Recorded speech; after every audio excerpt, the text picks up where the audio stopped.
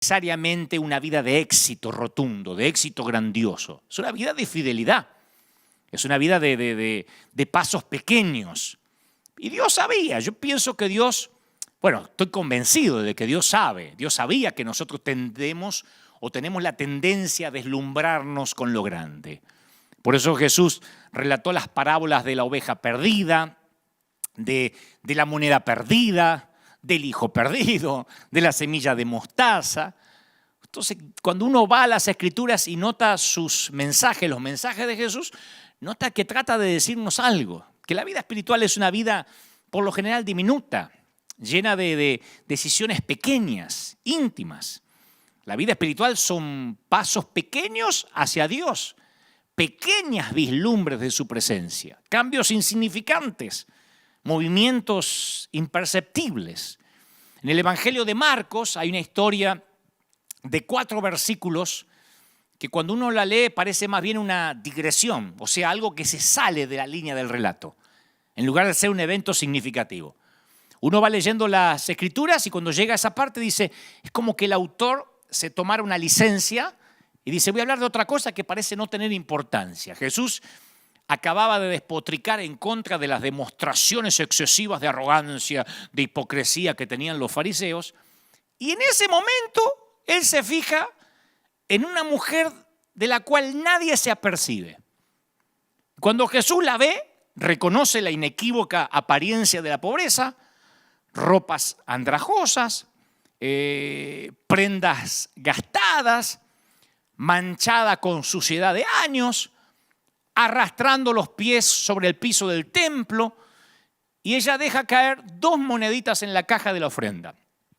Es una linda historia y generalmente los predicadores la usamos para hablar sobre el dar, sobre el sembrar, pero no es esas historias o esa clase de vidas que se llevan al cine. No es de esas cosas de las que están hechas las películas. Porque por mucho que nos conmueva el sacrificio de esta mujer, ni siquiera se asemeja al drama de las vidas en peligro de los discípulos o de los héroes de la fe. Entonces, ¿qué es lo que hace que la historia de esta viuda sea poderosa? No es dramática, no es espectacular, no es revolucionaria, no es significativa, no sorprende. Son 4 versículos que aparecen ahí, casi, insisto, como algo que se desvía del relato principal. Como que no ayuda a la línea del guión. Es una historia íntima, una historia privada. Una mujer cuya presencia nadie nota y peor que eso, cuya presencia nadie se preocupa por notar. En el mundo en que vive ella es parte del paisaje, es un borrón en una multitud de rostros. Pero es un borrón fiel. Es un borrón fiel, es una amante que ama a Dios todos los días con pasitos pequeños y vive su cristiandad todos los días. Y no le importa si se fijan en ella o no.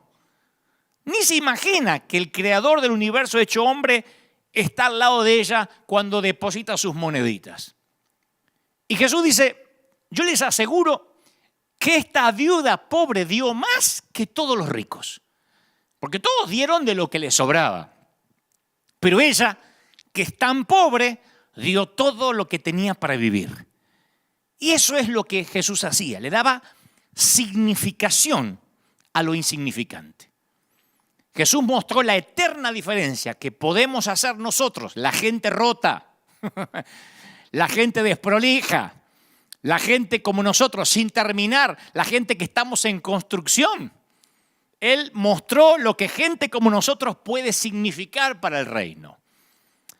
Yo crecí en un ambiente pentecostal, saturado de milagros. O sea que el culto tenía que ser de milagros. De eso se trataban los servicios. Si no había milagros, éramos como críticos de cine, como catadores de culto. ¿Cómo estuvo el culto hoy?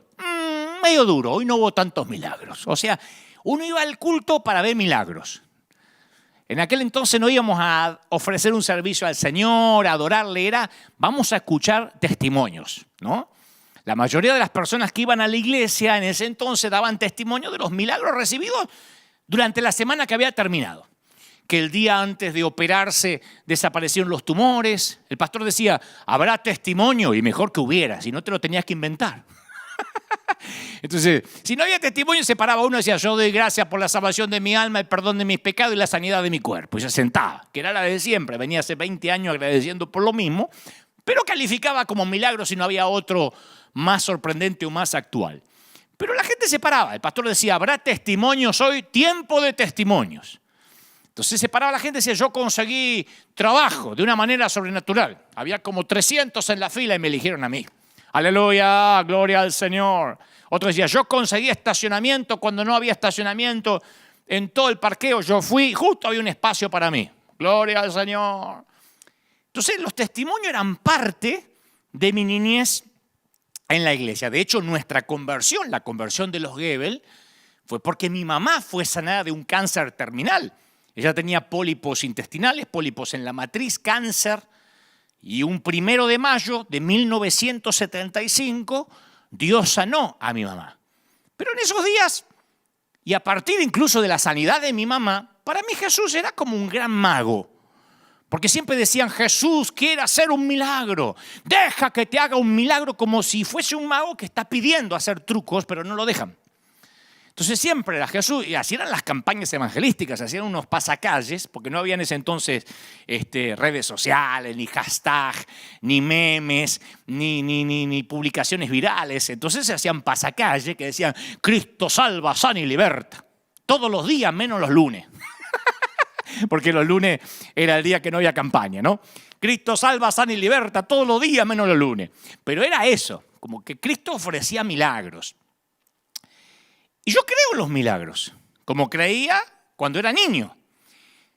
Pero me desconcertaba que a veces la gente, otra gente de la misma iglesia, perdía el trabajo. O tenían un accidente. O se enfermaban. Esos eran los que, a la hora de los testimonios, calladito la boca. Porque eso no eran testimonios. Decir, perdía el trabajo, eran pedidos de oración, no era testimonio. Si a lo mejor al final se llamaba al altar, pasaban los que habían perdido el trabajo, los que se habían enfermado, pero se tenían que callar a la hora de los testimonios. Porque los testimonios era para que todos glorifiquemos a Dios. Y a mí me sorprendía que mi mamá había sido sanada de cáncer, pero otros morían de cáncer en la misma iglesia.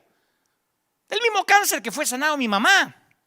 Entonces yo me preguntaba, ¿dónde estaba Dios? ¿O por qué Dios era tan arbitrario? ¿Por qué Dios era tan parcial? Lo más fácil era decir, lo que pasa es que el hermano se enfermó porque estaba en desobediencia. Yo me acuerdo de eso.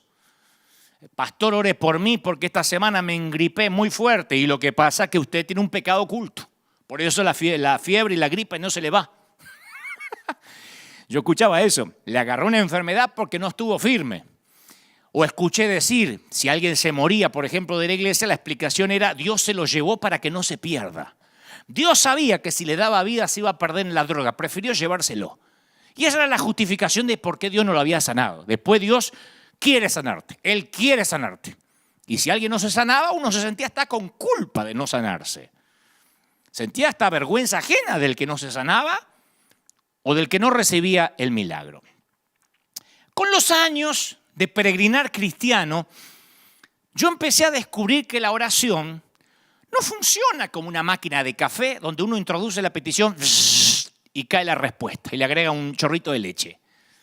Pero así nos enseñaban que funcionaba la oración. Si pedías algo y Dios no te lo daba rápido, estabas en pecado, en desobediencia o algo hiciste mal. Así nos enseñaban. De hecho, nos enseñaban todas las mañanas había que decir, Padre, encomiendo este día en tus manos. Acompáñame durante este día.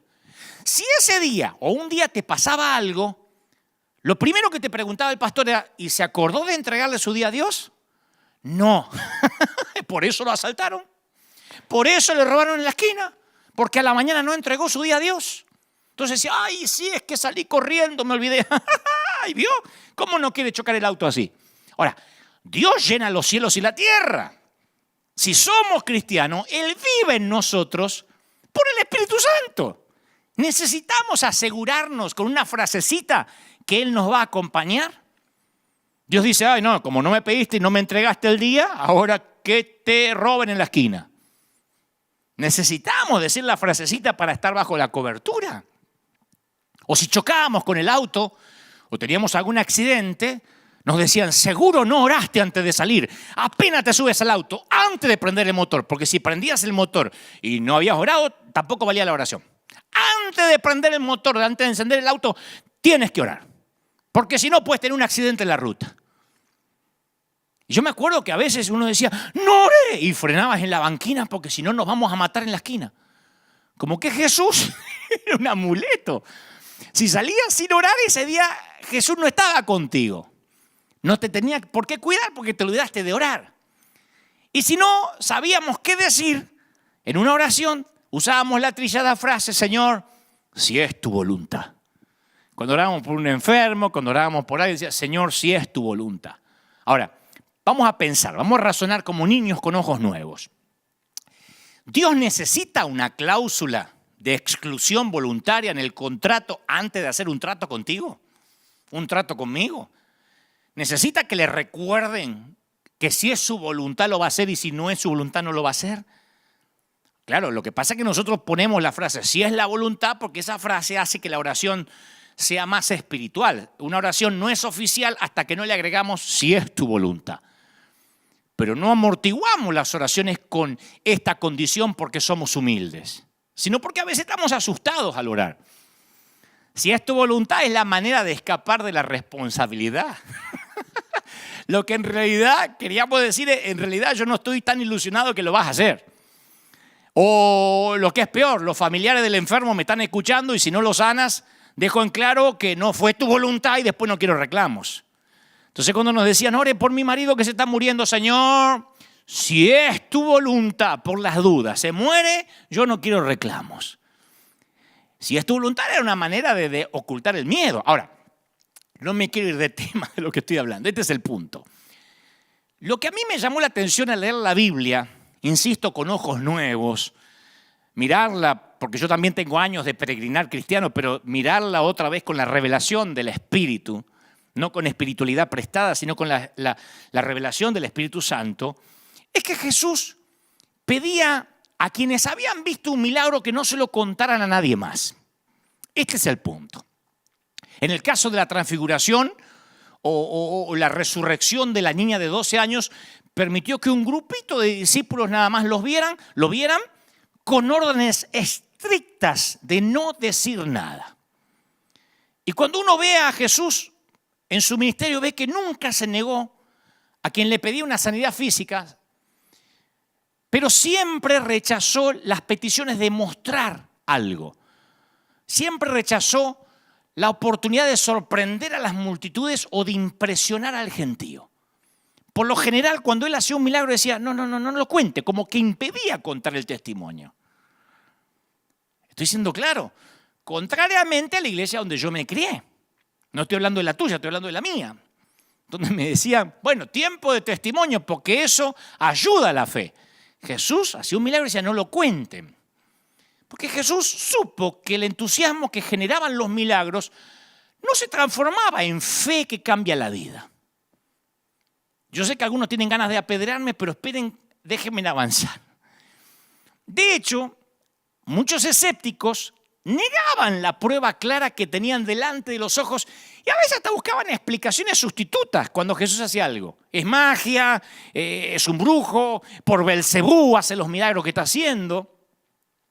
Muy pocas veces le resulta fácil a la gente creer en milagros. A la gente le es difícil creer en milagros, igual como sucede hoy en día. De otro modo, las cruzadas de milagros o las que se hacen por televisión o las que salen en los canales cristianos deberían hacer que el mundo entero se vuelva a Cristo. Debería tener tantos puntos de rating como una final de un mundial de fútbol. Estamos viendo milagros, pero la gente no cree. Dice, es un timador, esa señora que pasó tal vez no estaba tan enferma, ese que vino en silla de ruedas tal vez se hizo, el que venía así. La gente no cree como en los tiempos de Jesús. En ese entonces, como ahora, los milagros despertaron sospechas, desprecio, dudas y casi nunca fe. El primer milagro que Jesús hizo quizás fue el más extraño de todos, porque en todas las escrituras no aparece que haya hecho algo parecido. Jesús tiene 30 años, es un muchacho de 30, está empezando su ministerio, acude a una boda, esas bodas que duraban varios días, yo los conté estos fines de semana pasado, va a la boda con el recién reclutado, el flamante grupo de discípulos, recién estaban los muchachos reclutados por el Señor, su mamá también fue, probablemente acompañado por otros miembros de la familia de Jesús, y conocen la historia, no les voy a repetir la historia de vuelta, ¿no? Al novio se le acaba el vino, es una vergüenza para ese entonces. La madre de Jesús le pide ayuda a su hijo, o sea, a Jesús. Y ahí uno solo puede conjeturar qué pasó por la mente de Jesús en esos segundos que siguieron a la petición de María. Porque si Jesús intervenía, esto quería decir que su hora había llegado y a partir de ese momento su vida iba a cambiar. Por eso dice, ¿qué tienes conmigo, mujer? Todavía no llegó mi hora, ¿no? Porque él sabía que si se corría el rumor que él tenía esos poderes, iban a llegar peticiones de gente necesitada desde Tiro hasta Jerusalén. Iban a acudir a él las multitudes, iban a ir los epilépticos, los paralíticos, los sordomudos, los poseídos, por no mencionar los borrachos con botellas de agua para pedirle, hágame un vino mendocino. Roma iba a enviar investigadores. O sea, iba a comenzar una cuenta regresiva que no se iba a detener hasta el Calvario. Entonces Jesús, el mismo que cuando estaba ayunando en el desierto, repudió el desafío de Satanás de convertir piedras en panes, tomó una decisión. No se pierdan esto. Es el mismo Jesús que le dijo a Satanás, no tentarás al Señor tu Dios. Cuando le dijo, tienes hambre, convierte esta piedra en pan. Y ese mismo Jesús está en la boda. Aparentemente quien se está casando es su amigo, quizás de la infancia, que quizás fueron al colegio juntos. Y dice, llenen esas tinajas de agua, le dice a los sirvientes. Las llenaron de agua en forma milagrosa, el agua se transformó en vino y sirvieron el mejor vino. El vino escogido que se solía servir al principio cuando los paladares todavía están en condiciones de discernir, ¿no? Esto pasa en cualquier fiesta hasta el día de hoy. Después de 3, 4, 5 días de fiesta le puedes dar querosén, le puedes dar nafta y dice qué rico, pero ese vino que los paladares disciernen apenas llegan a la boda, ese lo sirvió al final. Entonces los milagros de Jesús no suelen contradecir a las leyes naturales, sino más bien, como dijo alguien, y nunca me lo olvidé, reproducen la actividad normal de la creación a una velocidad diferente y a una escala menor. Porque no era la primera vez que Dios con el agua hacía vino. Dios creó la vid y le enseñó a la vid a succionar agua de sus raíces y con la ayuda del sol a convertir ese agua en un jugo que fermenta y toma las cualidades de un vino, siguiendo el proceso correcto. De esta manera, cada año, desde el Génesis hasta ahora, Dios convierte agua en vino. Esos milagros no eran nuevos para Jesús. Del barro, Dios formó el primer cuerpo humano. Y fue barro lo que Jesús usó para poner el repuesto en la cavidad ocular de un ciego. Él sabía que tenía que poner un repuesto donde no había y se acordó que con su padre así habían hecho al primer ser humano. Del mismo modo, todos los días el sistema inmune de nuestro cuerpo realiza milagros silenciosos de sanidad. Pero claro, en una forma menos sensacional que las sanidades que Jesús realizaba. Y a la vez, como si fuera poco, en cada milagro Jesús dejaba una enseñanza. Juan cuenta la historia y advierte que el vino procedió de grandes vasijas. En una de ellas cabían entre 80 y 120 litros. Mirá, si eran vasijas grandes. Algunos se imaginan que eran unas cositas chiquititas así como sirven ahora los camareros. No, eran vasijas grandes que se encontraban al frente de la casa. ¿Qué hacían esas vasijas grandísimas ahí en la puerta de la casa? Esas vasijas las utilizaban los judíos ortodoxos para cumplir con las normas de la purificación ceremonial. Incluso en la fiesta de bodas había que cumplir con los minuciosos ritos de la purificación. Entonces Jesús transformó esas vasijas, voluminosos símbolos de la ley, en cueros de vino, presagios de la gracia. Del agua purificada de los fariseos provino el vino nuevo de una época totalmente nueva. Ya había pasado, el Señor estaba diciendo con el milagro, ya pasó la época de la purificación mediante ritos. Ahora comenzó la época de la celebración del vino. Un religioso, ¿qué habría hecho? Y un religioso habría convertido vino en agua. Che, hay mucho vino, transformarlo en agua, a veces se emborrachan esto. Jesús trae celebración y fiesta, transforma el agua en vino. Pero no quiero que nos detengamos en esto, aunque sí es una joya, una piedra preciosa esto. Lo medular del tema es, el primer milagro de Jesús fue de tierna misericordia hacia un amigo. Fue una historia íntima. No hizo un escándalo. No lo publicó. Dejó, de hecho, que el novio se llevara el crédito. Mirá el tipo, qué previsor, dijeron del novio. Se guardó el mejor vino para el final y nosotros pensamos que este ratón se le había acabado el vino. O sea que permitió que el novio se llevara el crédito. O sea, una historia pequeña, mínima. Claro, cuando uno lo ve en las Escrituras y uno le pone el tono de la predicación y de la retórica y el Señor transformó el agua en vino, lo vemos como el súper milagro, pero era algo pequeño en una boda. Que el Señor no quería que se supiera porque se iba a correr el rumor y eso era una cuenta regresiva hacia el monte de la calavera. En cada milagro, como el del ciego de nacimiento que les conté hace un par de domingos, los discípulos miraban para atrás para encontrar el por qué. ¿Por qué el tipo es ciego? Y Jesús orientaba su atención hacia adelante, respondiendo con una pregunta diferente. No por qué, sino con qué propósito. ¿Se acuerda? No es que pecó ni sus padres, dijo, del ciego, sino para que las obras de Dios se manifiesten en él. No para que los demás vean, para que las obras se manifiesten en él. Y otra vez, el milagro no produjo ni fe ni conversiones, igual que en la boda. Porque en las bodas de Caná no salieron todos alabando al Señor, No salieron todos convertidos al Mesías porque habían visto el milagro. No, el crédito se lo dio al novio. No usó el milagro de la transformación de agua en vino como un pretexto evangelístico. Y acá tampoco. Porque cuando el ciego recobra la vista, los vecinos del hombre quieren que confirme su identidad. No creen que es el mismo ciego. Los fariseos lo someten a interrogatorios formales y sus propios padres se lavan las manos. Y dicen, no sé, es mayor de edad, pregúntenle al tipo. Y el hombre que había sido ciego no tiene tiempo para reflexiones teóricas. Dice, si es pecador el que me sanó, no lo sé. Una cosa sé, que habiendo yo sido ciego, ahora veo. Punto. Aparte, en Jerusalén, un milagro en sábado significaba una amenaza terrible para la doctrina oficial. Y aunque los fariseos no podían dejar de ver el milagro, lo estaban viendo. Tenían un mendigo ciego que ahora tiene ojos y los está mirando a los ojos y los desafía públicamente. Ustedes dirán, ¿y cómo no cayeron de rodillas ante semejante tamaño milagro? Si en nuestra iglesia gritamos ¡aleluya! Cuando el hermano Ruperto encontró un estacionamiento, ¿por qué acá todos los fariseos no se convierten al ver un ciego que conocían como parte del paisaje? No, se aferran a sus gastadas teorías de la ley y del castigo.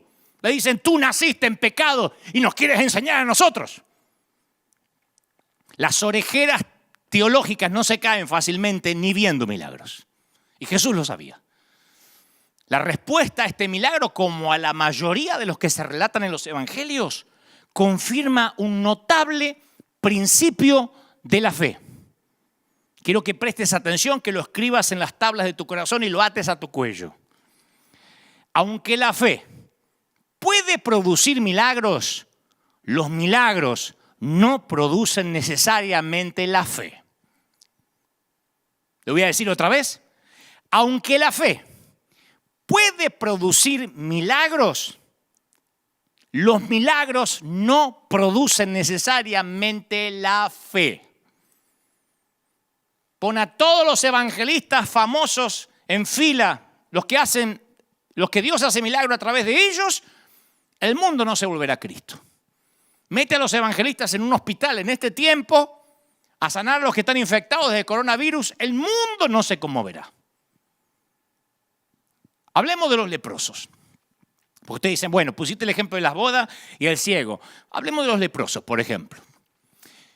El paciente de lepra no sufre dolor físico. Porque después que los bacilos de la lepra matan las células nerviosas, los pacientes dañan sus propios cuerpos sin darse cuenta. Un paciente con lepra, por ejemplo, puede caminar todo el día sobre tornillos afilados, llenarse de astillas, rascarse el globo ocular y reventarse el ojo sin darse cuenta. La lepra es muerte a centímetros. Y cada una de estas acciones destroza tejidos y puede conducir a la pérdida de una extremidad, a la pérdida de la visión. Por eso parecían zombies en Medio Oriente, zombies literalmente caminando, porque a ninguno de los leprosos le duele perder un miembro. Las ratas por las noches suelen comerle sus dedos y no se dan cuenta. Están durmiendo y cuando se levantan le faltan dedos, las ratas se lo comieron. Casi todo el dolor que experimenta un leproso no viene del cuerpo, viene de afuera. El dolor del rechazo de la comunidad que los rodea. Yo conocí a un joven que ya hace varios años, que se enfermó de SIDA, de HIV, y él no quería que su familia se enterara. De hecho, me lo dijo, no quiero que mi familia sepa por qué estoy internado. Él quería morir sin avergonzar a su familia, porque él aparentemente se había contagiado del HIV teniendo relaciones homosexuales. Y cuando sus padres se enteraron, finalmente, yo también los vi, se negaban a ver la razón por la cual su hijo estaba en el hospital.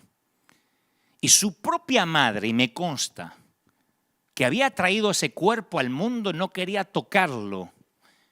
Y se aseguró que no apareciera en ningún récord del hospital, o sea, en ningún archivo del hospital, que tenía SIDA. A todos les dijo que murió de cáncer. La madre decidió no verlo en sus días finales. Y este muchacho murió sin recibir de su madre el toque que le hubiera ayudado a sanar su alma. Porque ella no quería, no tenía esperanza de que se iba a sanar. Él quería abrazar a su mamá y de alguna manera pedirle perdón. Sus padres eran cristianos. Él quería pedirle perdón por irse así. Pero su madre se negó a verlo, dijo, a mí me hace mal. Y no me quiero enterar, no quiero saber ni lo que tiene. No quería escuchar al médico. Me contaba alguien cercano a la familia que cuando el médico iba a dar el parte decía, no, doctor, él lo que tiene es cáncer. Y el médico decía, no tiene cáncer. Sí, él tiene cáncer, es otro tipo de cáncer. No querían verlo. El HIV, el virus del corona, cualquiera de esas cosas, sin intentar comparar patologías, es la lepra de nuestro tiempo. Vean los enfermos de COVID-19 cómo mueren solos, envueltos en bolsas de nylon, de algún modo leprosos, sin que nadie pueda despedirlos, sin que nadie pueda abrazarlos, simplemente tras una asepsia o tras unos nylon o unos protectores, un médico, un tipo que nunca vieron en la vida o un enfermero, es quien los despide en el último viaje a la eternidad, ni siquiera sus nietos, ni siquiera sus hijos. Esa es la lepra actual. Así que yo me puedo imaginar la indignación de la multitud cuando uno de esos parias pasa entre ellos para echarse a los pies de Jesús. Es como que ahora estamos aquí, todos con la mascarilla, con la distancia social, y alguien viene estornudando diciendo, ¡tengo corona! ¡Tengo corona! ¡Vengo a que me ore! La gente se enfadaría. Yo no vine acá a contagiarme, vine a adorar a Dios, gritaríamos. O gritarían unos cuantos. Y este leproso grita, Señor, si quieres, puedes limpiarme. No dijo si puedes, no desconocía el poder de Dios, no dudaba de su poder. Dijo, es probable que no quieras y lo entenderé. Si no quieres, lo voy a entender. Nadie me quiere tocar, nadie me quiere orar, nadie me quiere sanar. Mateo, Marcos y Lucas incluyen la misma contundente frase. Jesús extendió la mano y lo tocó. Otra historia íntima. Y ese simple contacto con Jesús acabó con su estado de desequilibrio emocional, desequilibrio almático.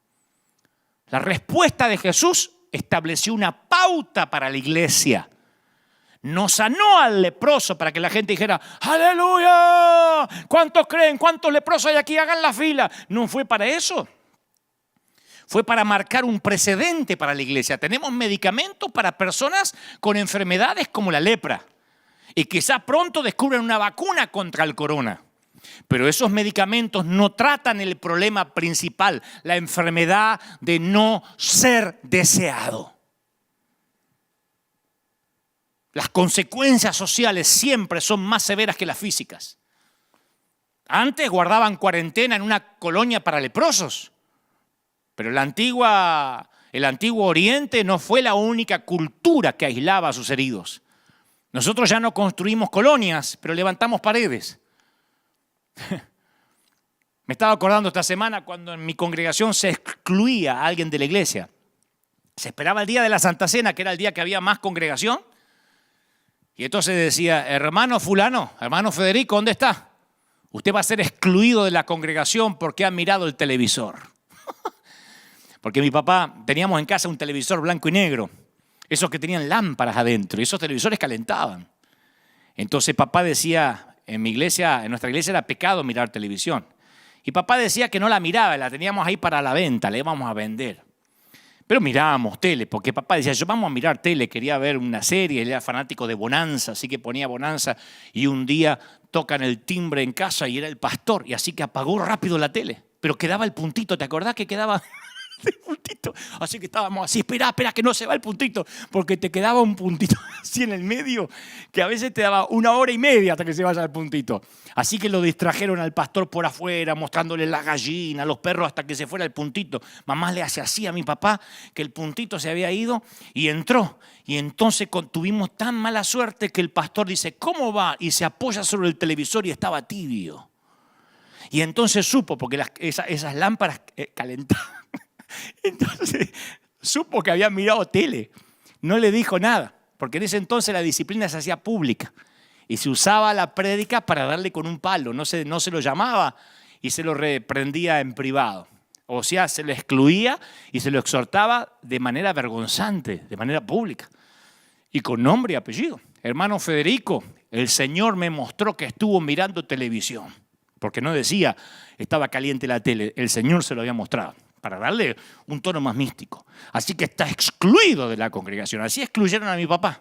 Mi papá estuvo casi 15 años excluido de la comunión. No le negaron el saludo porque había mirado Bonanza. Lo excluimos, lo proscribimos de nuestra población. Al hermano fulano se le niega la comunión. Y eso era literal, se le negaba el saludo. O lo sentaban. Hay gente que hasta el día de hoy sientan al líder cuya célula no crece. A mi propia madre, a mi propia mamá le negaron la comunión porque una vez se había teñido el cabello y le había quedado medio rojizo. Y entonces ella vio que nadie la saludó, porque se corrió el rumor en iglesias chiquititas, esos pueblos chiquitos, infiernos grandes. Y entonces nadie la saludó y mi mamá estaba medio triste. Y fue a consultar con el pastor qué pasó. Y el pastor dice, con esa cabeza como una zanahoria, no pretenderá que la saludemos. Entonces seguimos levantando paredes. Ustedes dicen, wow, eso es radical, pero esto sigue ocurriendo todavía. Esto no es de los años 70, ¿eh? El divorciado conoce ese sentimiento hasta el día de hoy. No tendrá cabeza de zanahoria, color zanahoria, pero sabe lo que se siente. Y que no se divorcie conociendo ya a Cristo. Se aguanta el matrimonio como lo tenga, pero no se te ocurra divorciar. Simulá que eres feliz. El desempleado, el indocumentado, se le mira con espíritu de sospecha. El inmigrante que no habla inglés en los Estados Unidos, las madres solteras. Esos son los intocables del mundo occidental. Ni hablar si tiene dudas de su orientación sexual. Ni hablar si entra alguien homosexual y rapidito no se hace heterosexual y se casa el otro domingo con el sexo opuesto, porque al homosexual le dan 3 días para cambiar. 3 días. Si el domingo pasó al altar, para el miércoles se me hace machito. Y si no, viven en el exilio involuntario. No estoy haciendo apología de ningún pecado. Lo que digo es que levantamos paredes.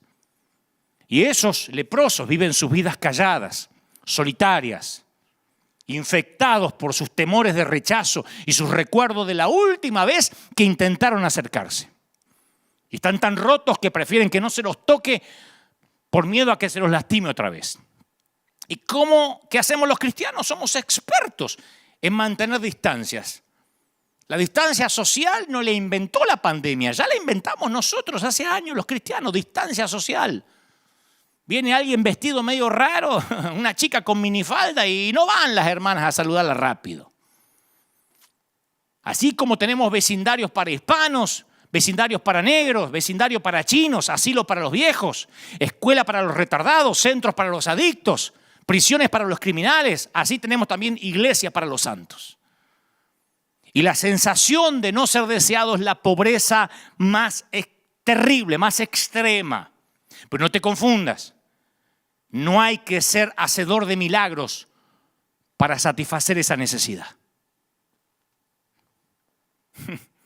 Y otra vez, el milagro de quitarle la lepra no produjo fe en nadie. No hubo una gran conversión. De hecho, cuando sanó a 10 leprosos, solo uno regresó. Ni siquiera se convirtieron 9 de los que habían sido sanados. No hubo conversión masiva, ni siquiera en los que fueron sanados. Jesús dijo, no son 10 los que fueron limpiados, porque uno de ellos volvió agradecido. ¿Y los otros 9 dónde están? Jesús lo pregunta de manera retórica, ¿no? De manera irónica. Ya sabía que no iban a venir. Jesús lo sabía todo. Y sabía por qué no habían venido. Ya está, se fueron a vivir la vida loca. ¿Qué van a venir a agradecer? Lo que querían era ser sanos, no seguir a Jesús. Y Jesús dice, no hubo quien volviese y diera gloria a Dios, sino a este extranjero. Y ahí le dice, levántate, tu fe te ha salvado. Recién ahí recibe la salvación. Antes solo era sanidad. Solo uno fue salvado. 9 se perdieron. Así que ahí es cuando nos damos cuenta qué era lo que le importaba a Jesús de la gente. Si no hubiese hecho campaña de milagros. Recién ahí le dice, tu fe te ha salvado. Y los otros 9 se perdieron. Se fueron al infierno sanos. Y a donde más noto que Jesús no le daba importancia a la sanidad. Ahora, hago un paréntesis. Cuando yo digo no darle importancia a la sanidad, no significa que no ores por sanidad, que no creamos. Insisto, mi mamá fue sana. Y hemos visto decenas de milagros en la congregación. Estoy hablando de prioridades. Cuando yo veo la prioridad de Jesús, que le daba prioridad a la salvación, más que cualquier otra cosa, es con el relato del paralítico que rompe el techo. ¿Se acuerdan?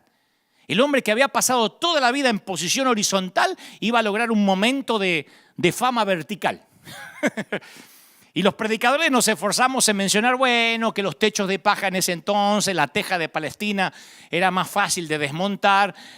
Nos olvidamos que un hueco en el techo no es el camino normal para entrar a una casa. Además, por muy liviano que fuera el techo, muy precario, al hacer un hueco iban a interrumpir lo que sucedía abajo. Se iba a levantar polvo, caería sobre la gente, restos de paja, restos de arcilla, iba a impedir que la reunión continúe. Pero ahí viene la reacción inesperada de Jesús. Cuando Jesús vio la fe de ellos, poniendo en relieve el papel de los 4 amigos que acompañaban al muchacho lisiado, dice, hijo, tus pecados te son perdonados. O sea que la fe nunca dejaba de impresionar a Jesús y sin duda esta cuadrilla de demolición de 4 hombres había demostrado tenerla. Pero aún así Jesús confundió a los que asistían al servicio. ¿Quién era Jesús para perdonar pecados? Y ahí empiezan los expertos religiosos a debatir acerca del derecho de Jesús a perdonar pecados, sin hacer caso del paralítico que está en medio de los escombros. Y Jesús silenció el debate con palabras enigmáticas, pero que resumen la actitud hacia la sanidad física. Le dice, ¿qué es más fácil? ¿Decirle al paralítico, tus pecados te son perdonados? ¿O decirle, levántate, toma tu lecho y anda? Y aunque dejó en suspenso la pregunta, todo su ministerio da la respuesta. La curación física es muy fácil, sin duda alguna, para Dios. Para sanarlo bastaba una orden. Pero para perdonar los pecados tenía que subir a la cruz.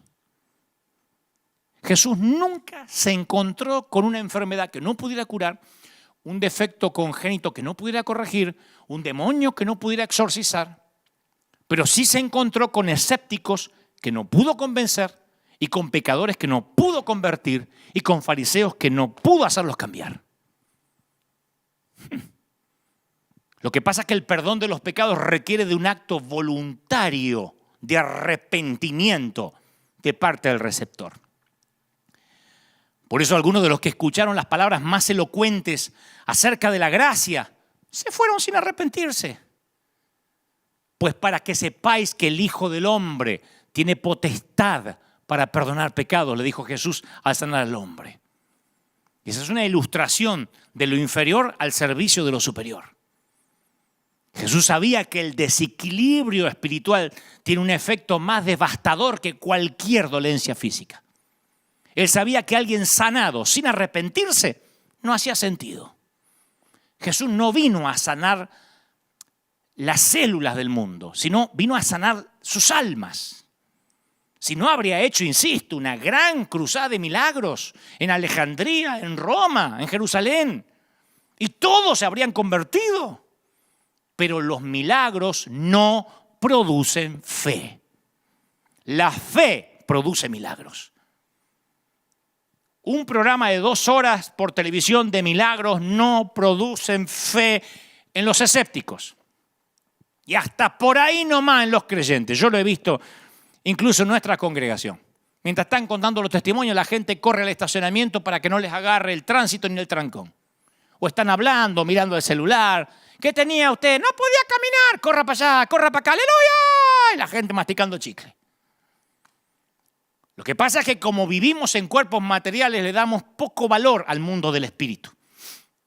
Y Jesús dedicó mucho tiempo a asuntos como la hipocresía, el legalismo, el orgullo, los celos, la falsa santidad, el fingimiento. ¿Quién conoce un ministerio por televisión que se dedique a sanar esos problemas? Pero conocemos muchos que se centran en dolencias físicas.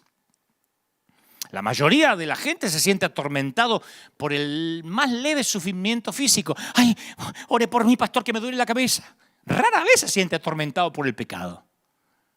Y cuando se trata de milagros, Jesús tiene prioridades muy diferentes que la mayor parte de sus seguidores. Solo un milagro aparece en los 4 evangelios, que se realizó en las verdes colinas a orillas del mar de Galilea cuando la popularidad de Jesús iba en aumento. Se presentó el problema de la alimentación. ¿Se acuerdan? Les había predicado por horas, tenían todos hambre. Había, 5.000 hombres sin contar, sin mencionar mujeres y niños. Y Jesús toma 2 peces salados, 5 pequeños panes y realiza el milagro que todos estaban esperando. 3 de los evangelios, de los evangelistas, se detienen ahí. Solo Juan habla de lo que pasó luego. Dice que después de haber disfrutado por un día el milagro, querían otro. Lo que pasa actualmente, querían otro. ¿Nos puede hacer otro? Y ahí es cuando Jesús se muestra brusco y acusa a la multitud de tener motivos egoístas, de desear solo alimento para el estómago. Les decía, yo soy el pan de vida, cabezones. Yo soy el pan de vida. Si no coméis la carne del Hijo del Hombre y bebéis su sangre, no va a haber vida en ustedes. Pero ellos querían fast food, ellos querían comida rápida, querían hamburguesa, papa frita, querían empoderarse, querían pactar para comprar la casita, querían pactar para tener el auto, querían frotar la lámpara del genio y tener sus 3 deseos. Y no iban a renunciar fácilmente a su sueño. Es como pretender que la gente que acude a una noche de milagros venga a la reunión de oración durante la semana. No estoy criticando otras iglesias, pasa acá también. Acá hacemos cadena de 7 días en tiempos tradicionales, que son 7 días donde oramos por milagros y oramos por prosperidad y por la gente trae sus peticiones, repleto siempre, lunes, martes, miércoles, jueves, viernes, sábado, domingo, decimos vengan a orar y es un grupito así. Así somos. Y en los tiempos de Jesús encima había una vieja tradición judía que enseñaba que el Mesías iba a renovar la práctica de Moisés, se creía, de servir el maná diario, que no iban a tener que trabajar, que les iba a haber maná todos los días, igual que el éxodo de Israel, creían eso.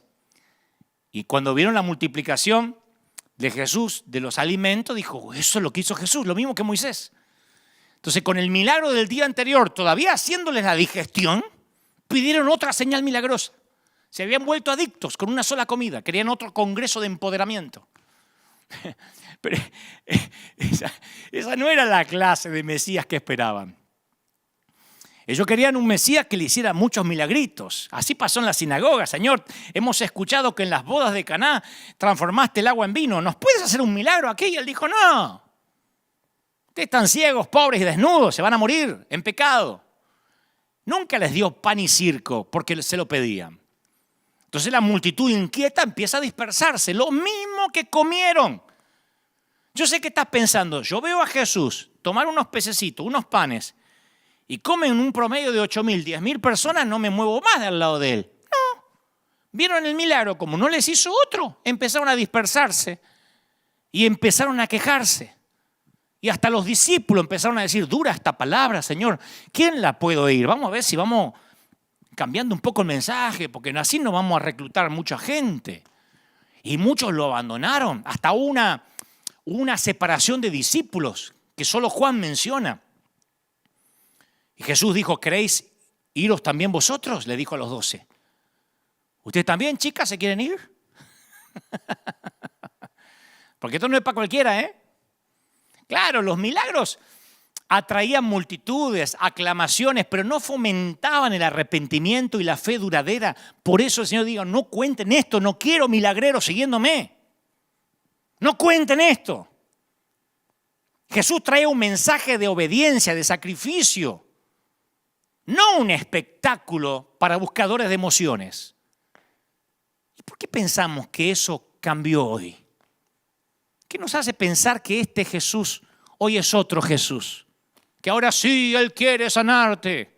Que ahora sí, señora vecina, en la esquina de su casa está parado Jesús, salvando, sanando, librando, en la esquina de su casa, baratito, baratito.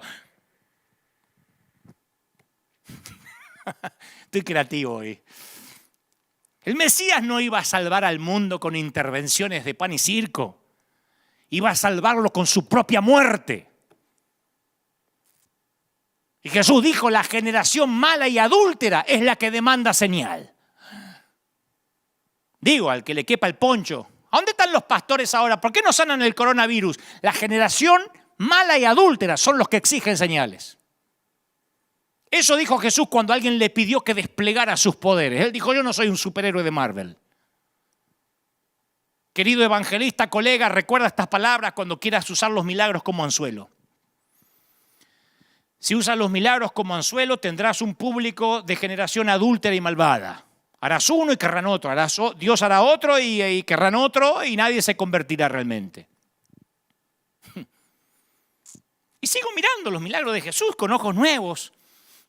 Y llego a la última gran señal que constituye un eje narrativo para todo lo que antecede y todo lo que sigue. Juan, el evangelista, usa el milagro o utiliza el milagro acerca de Lázaro como el suceso que hizo que los religiosos oficialmente se volvieran contra Jesús. Ustedes dirán, bueno, lepra, un ciego, pero una resurrección de un tipo que está 4 días muerto, avivamiento. No, es el momento que los religiosos dijeron, lo vamos a liquidar. Ni la resurrección pública de un muerto de 4 días produjo ni conversiones ni arrepentimientos. ¿Ustedes creen que eso cambió? Jesús ya había devuelto su hijo a la viuda de Naín, deteniendo un cortejo fúnebre en el camino. Había devuelto a la hija de Jairo a la vida, la había traído de regreso a la vida casi con una frase juguetona. Niña, levántate. Como un padre que le dice a su hija que se acabó la siesta. Pero en el caso de la familia de Lázaro, Jesús ora en público. Es la única vez que ora en público. Dice, Padre, gracias te doy por haberme oído. Yo sé que siempre me oyes. Pero lo dije por causa de la multitud que está alrededor para que crean que tú me has enviado. En ninguna otra parte había orado Jesús teniendo presente a los que los rodeaban. Pero la resurrección de un hombre, Lázaro, no iba a resolver el dilema del planeta Tierra. No nació el evangelio de Lázaro. ninguna resurrección de ningún mortal alcanzaba. Era necesaria la muerte y la resurrección del propio Hijo de Dios. Por eso no encontramos algo como el avivamiento de Betania. Que Jesús, a partir de lo de Lázaro, todos trajeron sus muertos y empezó el avivamiento de Betania. De hecho, Juan agrega el detalle irónico que el milagro de Lázaro selló el fin de Jesús. Hasta acá llegó, dijeron. Y desde aquel día acordaron matarlo. A partir de ese día, las señales y maravillas de Jesús se acabaron. Entonces, al leer los relatos de algunos milagros de la época de Jesús, encuentro en ellos un significado muy diferente al actual de nuestras iglesias. Y es una autocrítica, muy diferente. Jesús le dijo a los incrédulos, si no oyen a Moisés y a los profetas, tampoco se persuadirán, aunque alguno se levantare de los muertos. Eso es un principio. Aunque una iglesia hoy se ponga a orar en contra del coronavirus y milagrosamente el virus desaparezca sin vacuna, nadie se va a arrepentir. El 9/11, el 11 de septiembre, cuando los aviones secuestrados por terroristas impactaron contra las torres más altas de Nueva York, las iglesias se llenaron durante semanas. Y después se tomaron vacaciones y empezaron a ir otra vez para Navidad y para Pascuas. Ni siquiera las grandes tragedias hacen que el mundo corra a los pies de Cristo. Ni los grandes milagros ni las grandes tragedias. Los golpes de emoción no producen conversiones verdaderas. Está resucitado Lázaro y los sacerdotes y los principales tratan de encubrir el milagro, tratando de matar de nuevo a Lázaro. Dice que planificaban también matar a Lázaro. Tenemos que matarlo al tipo este. Sí, pero resucitó y bueno, matémoslo. Yo pienso que si lo mataba y lo volvía a resucitar, lo volvían a matar, lo volvía a resucitar. Con la prueba contundente de un milagro con patas, un tipo que caminaba entre ellos, conspiraron para destruir esa prueba. Gente, los milagros nunca cambiaron a la gente o la forzaron a creer o produjeron arrepentimiento. Y este es el secreto. De no ser así, no habría habido lugar para la fe. Bienaventurado el que creyó sin ver. Las señales siguen a los que creen. Los que creen nunca siguen a las señales. Y si seguían a las señales es porque en realidad nunca creyeron. Por eso los cristianos, ciertos cristianos que no logran ver sanidades masivas en este tiempo, se dan cuenta que nunca creyeron en Jesús, que no estaban fundamentados sobre la roca, había arena en el fondo. Llegaron al fondo y había arena. Se acabaron las señales, se cerraron los templos y se acabó la fidelidad de cientos de gentes. Son los que, insisto, dicen, ¿dónde están los que sanaban? ¿Por qué no se sanan los infectados? No hay milagros, no hay panes ni peces. Entonces ya el evangelio no hace sentido, no tiene sentido. La fe no es una póliza de seguro.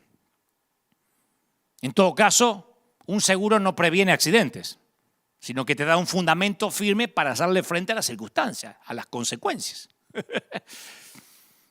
Si crees que la fe es una póliza de seguro, bueno, el seguro no te previene el accidente, te ayuda a enfrentar las circunstancias. Yo de chiquito me forzaba para tener más fe. Yo veía los testimonios de la gente de nuestra congregación, que era chiquita, pero contaban cosas milagrosas y los adultos me invitaban a desarrollar la fe, pero yo no tenía muchas pistas en cuanto a cómo proceder.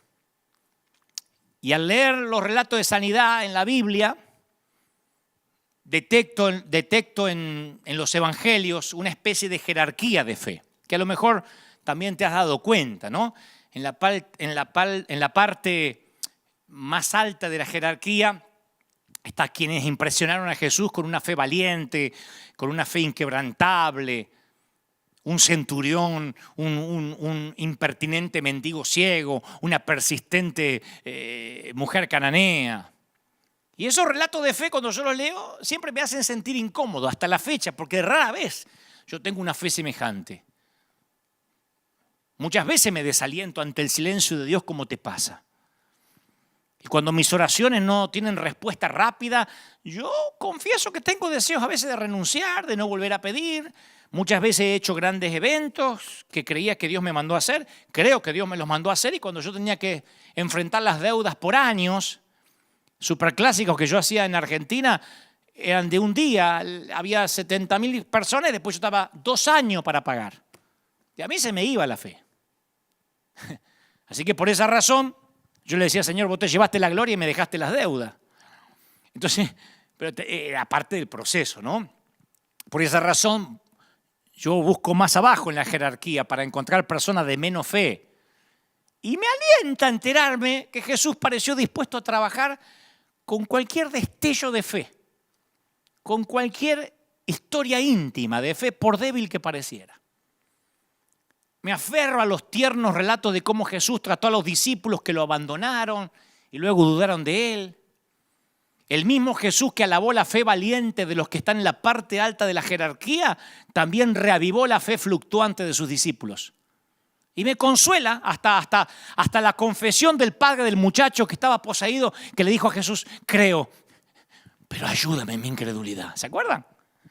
¿Crees? Sí, pero ayúdame, que estoy muy incrédulo. Incluso a este hombre vacilante se le concedió lo que pedía. Yo te conté que los Gebel nos convertimos por la sanidad de mi mamá. Allá un 1 de mayo de 1975. Y rara vez, primera vez que lo voy a decir, en público. Rara vez quien fundamenta su fe en un milagro suele permanecer. El 1 de mayo de 1975 dudo que los Gebel, cuando hablo de los Gebel hablo de mis papás y mi mamá, yo tenía 7 años, dudo que hayan tenido un encuentro real con el Señor. No fue hasta mucho más tarde. Ellos, mi papá, al ver que mamá se sanó, que en vez de oficiar un funeral tenía a la vieja viva, dejó el alcohol y empezamos a congregarnos. Pero tuvimos un encuentro con Dios porque lo que nos atrajo fue el milagro, tener a mamá sana. Para mí Jesús, si me decías a mí con 7 añitos, Dante, ¿quién es Jesús? El que sanó a mi mamá. No sé si hubo un arrepentimiento. Conocimos a Jesús por un milagro.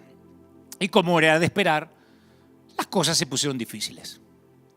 Como era de esperar, la vida cristiana no es un paseo por el parque.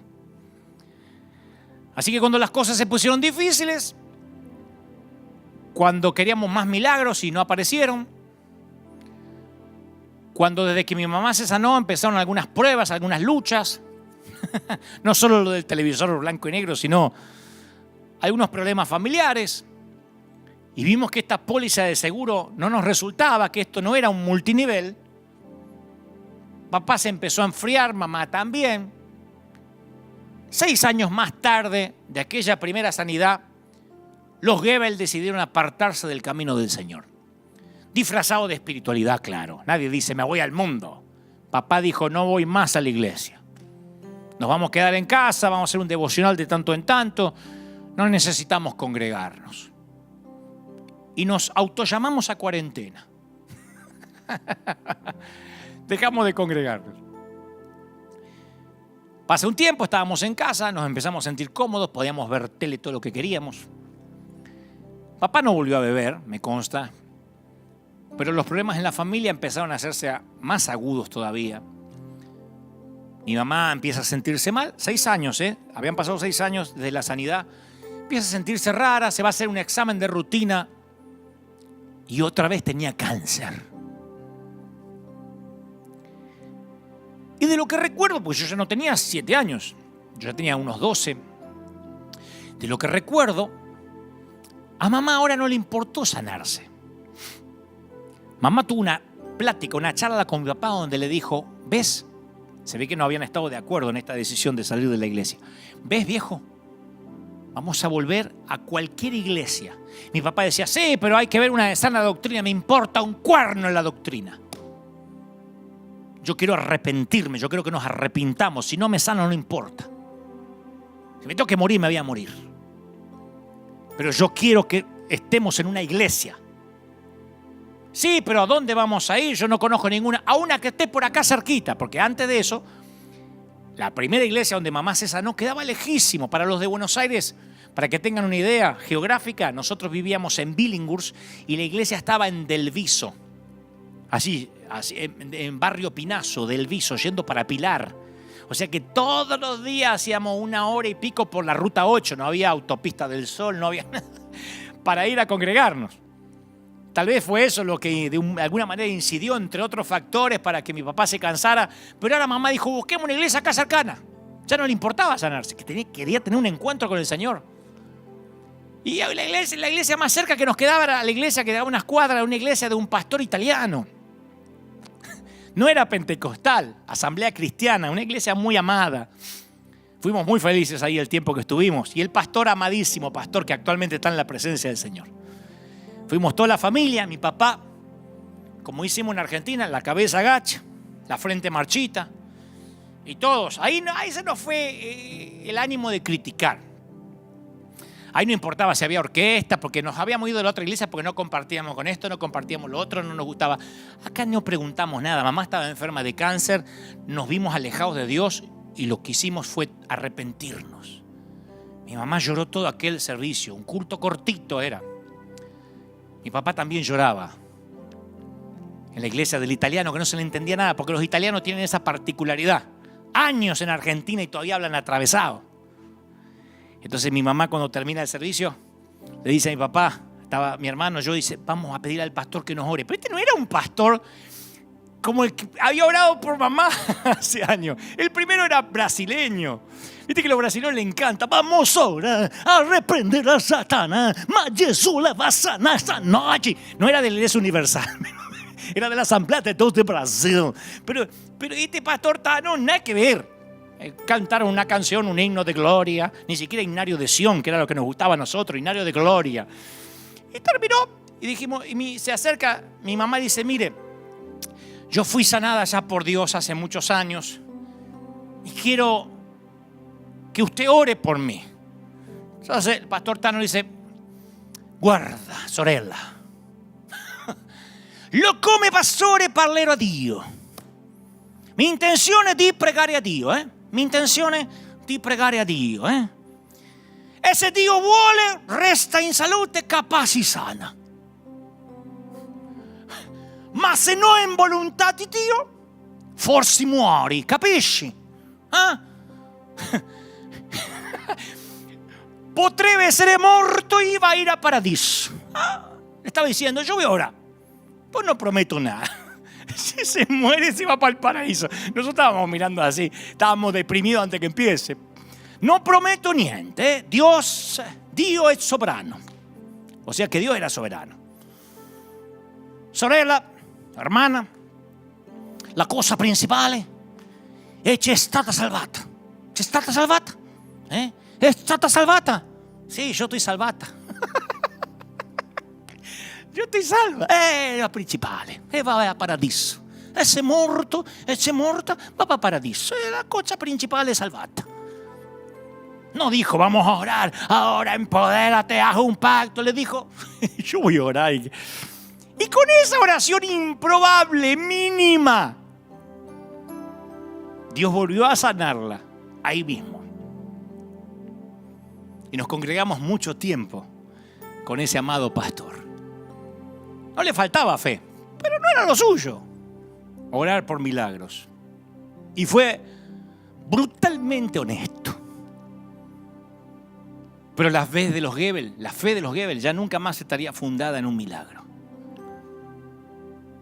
Aunque parezca raro, no salimos felices confesando, porque ahí no, mi mamá ese día en el altar no se pudo hacer un análisis, ni sintió nada. Pero salimos diciendo, realmente repitiendo las palabras del pastor en castellano. Si Dios quiere, mamá, te vas a sanar, y si no, te vas a ir con Él, pero ahora tenemos nuestro corazón en Él, no en lo que Él puede hacer. Claro, porque yo de chico veía los milagros como magia. Ahora de grande los veo como señales. Cuando Juan el Bautista languidecía en la cárcel, Jesús le envió informes de sanidades y resurrecciones para demostrar que sí, él era el Mesías. Pero poco tiempo después, Juan murió en manos de un verdugo.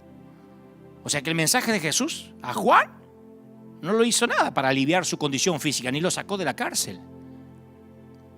Independientemente de esto, el mensaje sí expresó la naturaleza del reino que Jesús había venido a iniciar. ¿Me explico? El reino que Jesús había venido a iniciar era un reino de liberación, en el que los ciegos verían, los tullidos andarían, los sordos oirían, los leprosos quedarían limpios y los pobres serían liberados. Pero para algunos poquitos la liberación se produjo cuando Jesús andaba recorriendo los caminos de Galilea y Judea.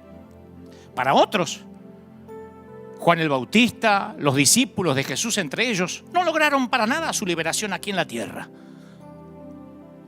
Los milagros que realizó hicieron vislumbrar lo que debía ser el mundo. Algunos ven los milagros de Jesús como una interrupción de las leyes del universo físico. Pero como señales, sin embargo, desempeñan precisamente la función opuesta. La muerte, el deterioro, la entropía, la destrucción son las verdaderas interrupciones de las leyes de Dios. Los milagros son los destellos de esa restauración. ¿Me explico? Las curaciones que Jesús realizó no son milagros sobrenaturales en un mundo natural. Fueron las únicas cosas naturales en un mundo que no es natural, que está demonizado, perdido y herido. El que tenga oídos que oiga. Voy a regalarte esta última historia íntima para terminar. No es de la Biblia, es de la congregación. A los 76 años de edad, Gertrudis, decidí cambiar el nombre para preservar su identidad. Gertrudis me gusta. Es muy similar al que ella tiene. Gertrudis comenzó a preocuparse a sus 76 años por los jóvenes de su iglesia, de modo que se ofreció como voluntaria para ayudar en el grupo juvenil. ¿Qué le gustaría hacer?, le pregunta al líder juvenil, a ver, una anciana. Y ella dice, no sé, pero a Dios y a mí se nos va a ocurrir algo. Gertrudis no era buena para hablar en público y se sentía demasiado mayor para participar en los juegos, en las dinámicas. Pero tomó fotos de cada uno de los chicos del grupo juvenil. Pedía permiso, decía, ¿te puedo sacar una foto? Y tomaba fotos. Luego las imprimió, las fotos las colocó sobre unas tarjetas y escribió una información biográfica en la parte de atrás de cada tarjeta. Marina, de novia con Juan. Su papá es inconverso, su mamá trabaja limpiando casas. 3, 4, 5 cosas, una Wikipedia mínima de cada uno. Se memorizó la cara y la información de cada tarjeta y después se paraba en la puerta de la iglesia. Y a medida que entraban los jóvenes le daba la bienvenida a cada uno por su nombre. ¡Kevin! ¿Cómo estás? ¡Hey! Kevin sorprendido. ¿Cómo anda el Barça? ¿Y Messi? Me parece que va a dejar el club, ¿o es un rumor? Y Kevin sorprendido porque él está acostumbrado a que no le pregunten, a que nadie le importe de su vida. ¡John! ¿Cómo estás? Me enteré que tienes un nuevo trabajo, ¿eh? ¡Ah! ¡Qué bueno! Y aprendiste a hacer café.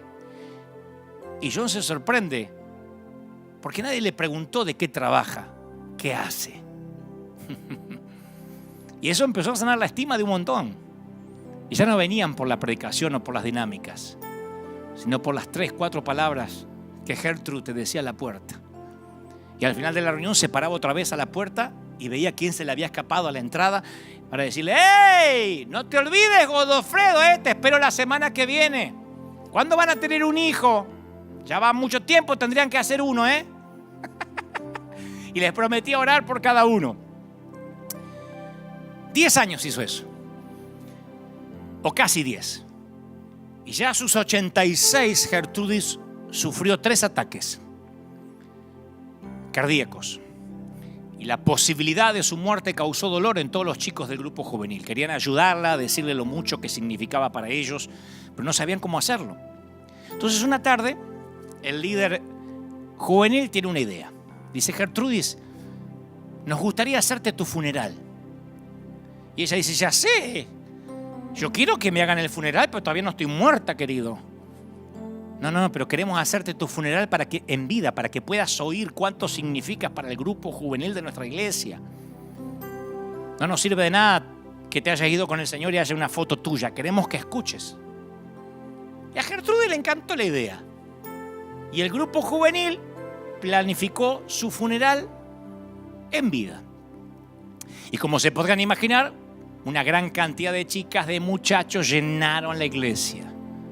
Algunos de ellos ya se habían graduado, se habían casado, tenían hijos propios. En esos 10 años, Gertrudis se había ganado el corazón de todos.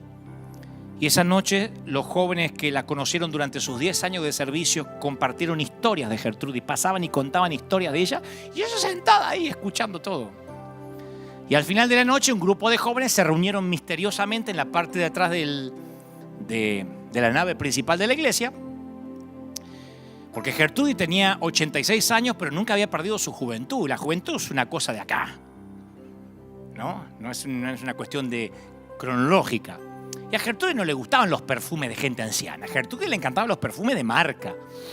Olerla a ella era un placer. Chanel, Versace, Paco Rabanne, Dolce & Gabbana, Yves Saint Laurent, Giorgio Armani, Nina Ricci. Y cuando los jóvenes llegaron adelante, vinieron con una botella gigante y costosa de Dolce & Gabbana. Y la rompieron y derramaron sobre los pies de Gertrudis, ungiéndola de gratitud, llenando de perfume todo el lugar. Y ella se sentía una reina. Porque al igual que la viuda que depositó sus 2 monedas en el templo, Gertrudis había dado lo que podía. Su vida no fue dramática, no fue espectacular, ni revolucionaria, ni significativa, ni sorprendente. Ella había tenido una historia pequeña, casi íntima, de esas que ningún evangelista usaría para tratar de despertar fe, pero de esas que llamaban la atención de Jesús. La espiritualidad tiene que ver con las pequeñas acciones, la significancia que el Señor le da a lo insignificante, las respuestas casi insignificantes a la presencia de Dios. Y al igual que la viuda con su pequeñísima ofrenda, la ofrenda de Gertrudis continuará viviendo mucho después de su partida. ¿Y sabes qué me alienta? Que tú y yo tenemos una historia íntima que mueve a Jesús. Me alienta mucho que Jesús no ande buscando hacer cosas demasiado grandiosas, sino que esté buscando vidas pequeñas, historias minúsculas. Yo pasé al altar un montón de veces, arrepentirme en toda mi vida de juventud, de adolescencia, y sigo haciéndolo. Ninguno de esos pasos pasadas al altar fueron ¡wow!, el arrepentimiento. Recuerdo esa fecha como un parteaguas. No, yo pasaba un domingo pidiendo perdón y el miércoles ya la había fregado. Pero el otro domingo pasaba otra vez. Y ese segundo pasito, combinado con el primero, ayudaba al tercero. Y la tercera vez que pasaba ya estaba unos pasitos más adelante. Mi vida errática fue de pasos pequeños, movimientos ligeros de músculos espirituales. Y así, a los golpes, a los tropezones, como toda gente rota, fui construyendo mi peregrinar cristiano con el Señor. No pude ver cosas demasiado grandiosas cuando era chiquito. Tardaría muchos años en pararme ante un gentío, ante una multitud, en hablar con presidentes, qué sé yo. Tardaría muchos años en ver esa vida que ahora la gente ve y dice, qué lindo, le va bien. La gente siempre ve tu tierra prometida y nunca contempla tu desierto. Pero fueron las historias pequeñas, las niñas, las chiquitas, las íntimas, las que construyeron mi relación con Jesús. Fueron las cosas chiquititas que los evangelistas, insisto, no usan. Y sé que del otro lado hay mucha gente ahora diciendo, yo también soy de esos pequeños con historias íntimas, pequeñas. No son grandiosas, no son dignas del capítulo de ningún libro. Pero esa es tu vida. Es una vida común. No tienes un Oscar sobre la chimenea, ni un Grammy, ni un Emmy. Un helicóptero no te evita el tránsito. No tienes un chofer. No te preparan el desayuno por la mañana. Tu vida es un día común enlazado con otro día común. Y eso termina siendo el collar de una buena vida. Y en tus días comunes muchas veces te has preguntado si Dios estaba allí. Les hablo a los pastores, a los ministros, a los pastores, no solo los rurales, los que están en algún sitio en el campo, misioneros, a los que están en países difíciles, a los que están en ciudades cuyas congregaciones les ha costado horrores que crezcan. Yo tengo pastores amigos que me dicen, ¿sabes? Cuando logro ganar 5 para Cristo se me van 4. Y no es porque sean un fracaso, estén haciendo algo mal, sino que a algunos les ha tocado batallar contra principados, contra potestades en zonas muy duras. Y el Señor no está midiendo, su vara de medir no son las multitudes, ni el gentío, ni los seguidores de las redes. Él le dijo a Samuel, no te confundas. Yo no suelo ver lo que el hombre mira. Yo no pongo la cinta de medir en derredor de los éxitos, la cuenta bancaria, el templo. Yo pongo la cinta de medir en los corazones. Ese siempre fue el error de todos. Poner la cinta en el lugar equivocado. Por sus frutos los conoceréis, dice la Biblia. Claro, y uno piensa que frutos es los éxitos, el currículum, lo que logró. ¿Viste los frutos de ese hombre? Mira la gente que lo sigue. Pero nos olvidamos, porque a veces leemos con ojos viejos, que el fruto del Espíritu es paz, benignidad, fe, templanza, amor, mansedumbre. En ningún momento se menciona cruzadas, milagros, currículum, reputación. Esos son logros. Pero no habla del carácter.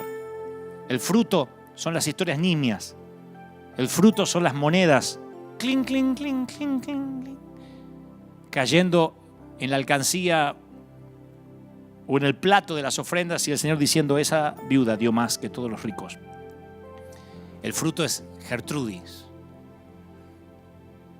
recordando los nombres de cada uno que entraban y salían a la congregación, haciendo lo que ese líder de jóvenes nunca habría logrado en años, aprenderse los nombres, tocar a los leprosos, tocar a los